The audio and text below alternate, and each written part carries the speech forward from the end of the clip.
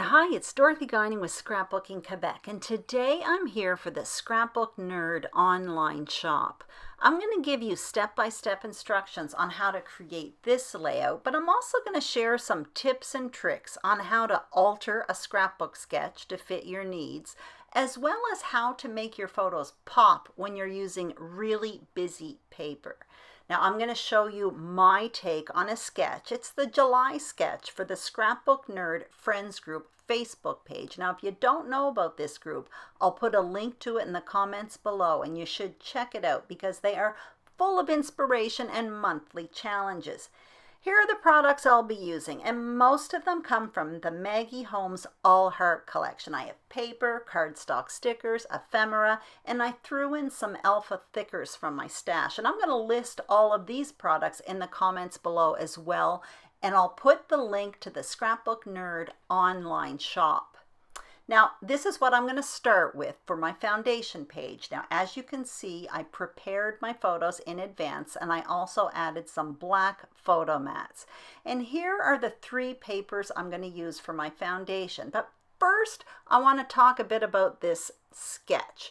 Okay, I'm going to be using 3 photos instead of 5, and I want to incorporate a vertical 4x6. So I flipped the sketch upside down. I looked at the 5 photo grouping, and I considered it one unit, and then I drew 3 blocks, and suddenly there was room for my 4x6 vertical photo, plus 2 small photos.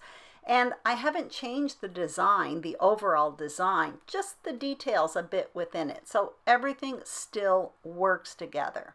So now what I'm doing is preparing the foundation page. And if you look at the sketch, there's an angled border at the top of the page and at the bottom of the page. So instead of adhering a border to the foundation page, what I'm doing is ripping 2 pieces of paper at an angle from the top of my foundation page and the bottom of my foundation page. And what I'll do is I'm going to adhere a piece of paper, a piece of 12 by 12 paper underneath that, and that angled border is simply going to peek out from underneath the top foundation page. What I did was I drew a line starting at the top left-hand corner towards the right-hand side of the page, and I went down from the top at about 1 1/4 inches. So that's the angle. And then I tore along the line that I drew. Now I used the piece that I tore as a guide to draw my line at the bottom of the page. I want the angle to be the same, and I'm just checking it out a bit with my ruler just to make sure, and everything seemed fine. And so now I'm ripping this, and obviously after I rip, I take my ruler and I still erase the lines where I drew with my pencil.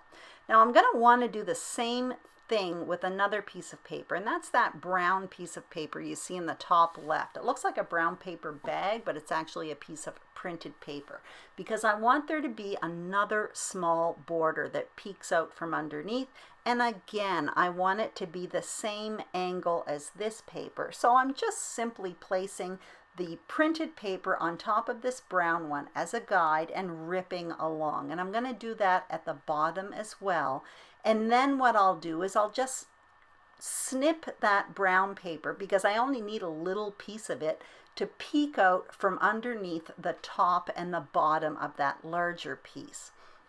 So I'll set that brown piece of paper aside. And all of this is going to be adhered to that white paper with black polka dots that you'll see in a minute.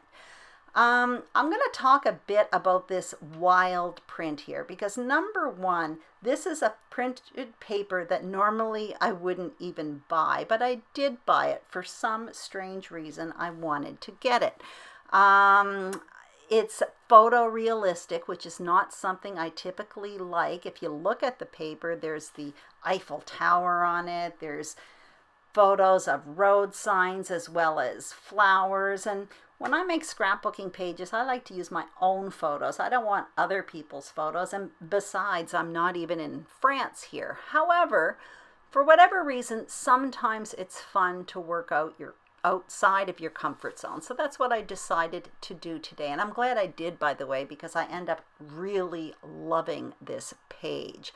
So if you stick around, I'm going to share with you during this video some tricks I use to make my photos pop, even when the paper is wildly printed like it is right now. I typically use a white cardstock background. I'm quite graphic and clean, so this is really outside my comfort zone.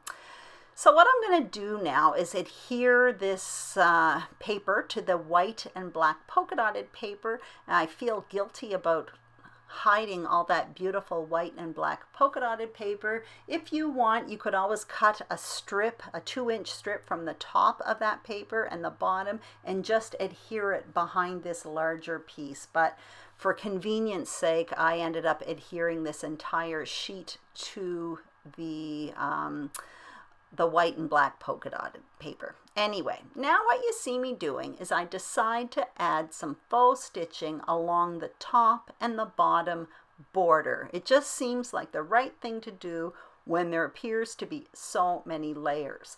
Now I drew a line along the edge at the top, and I'm going to do the same thing at the bottom, and I'm just checking here with my ruler because again I want them to be parallel and I want the distance to be equal.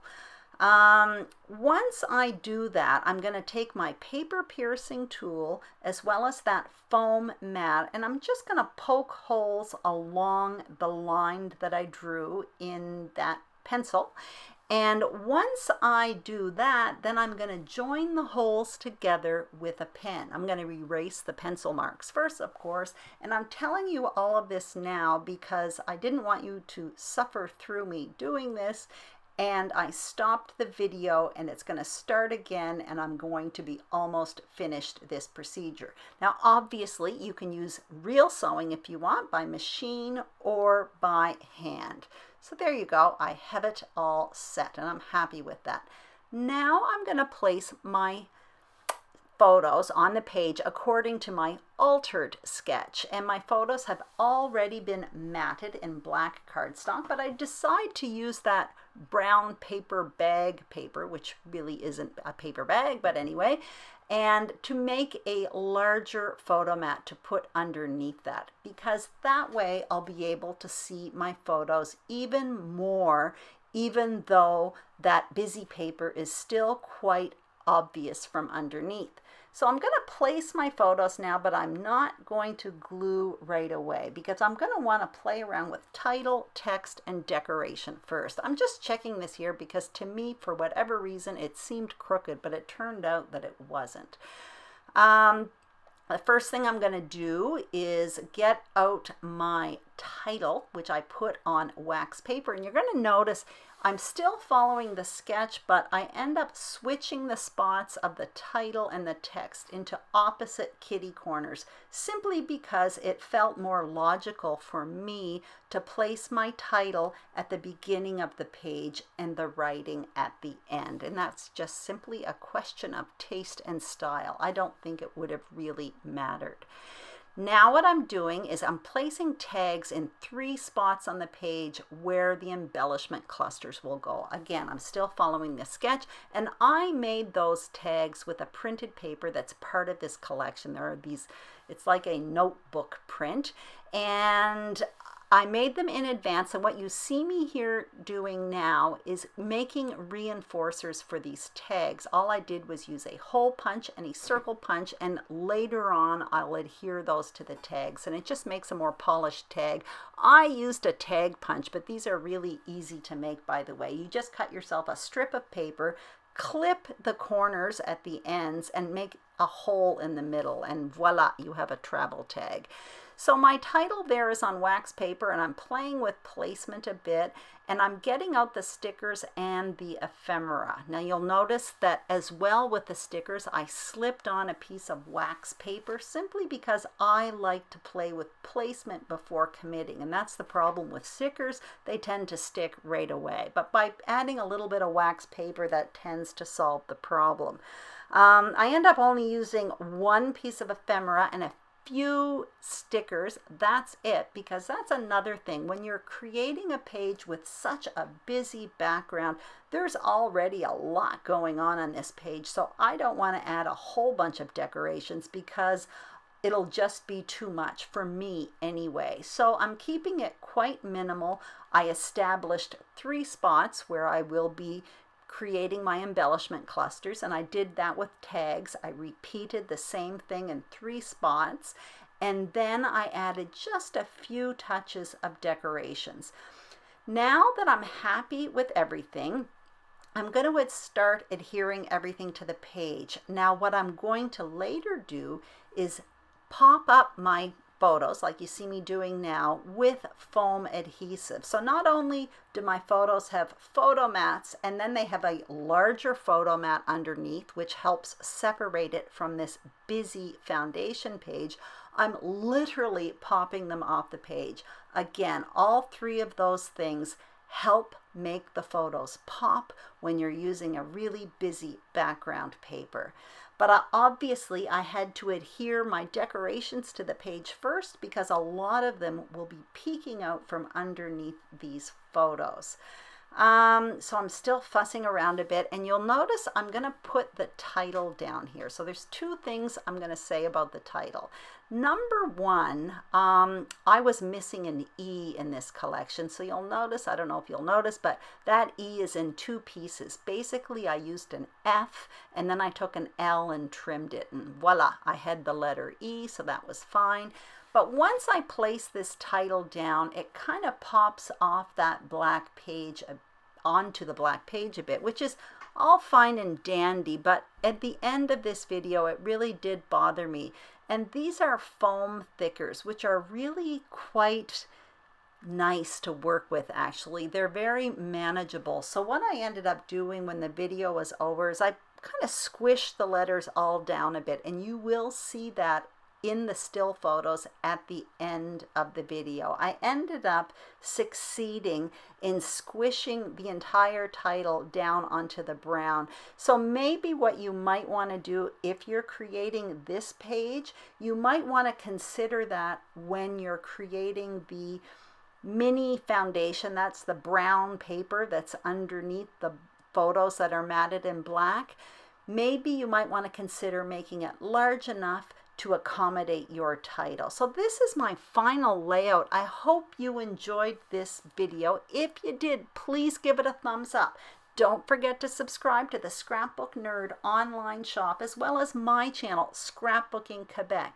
Also, check out the Scrapbook Nerd online shop. They have so many beautiful new products. Delivery is so fast and personal, and it's in Canadian dollars. So if you're in Canada, it's a huge advantage.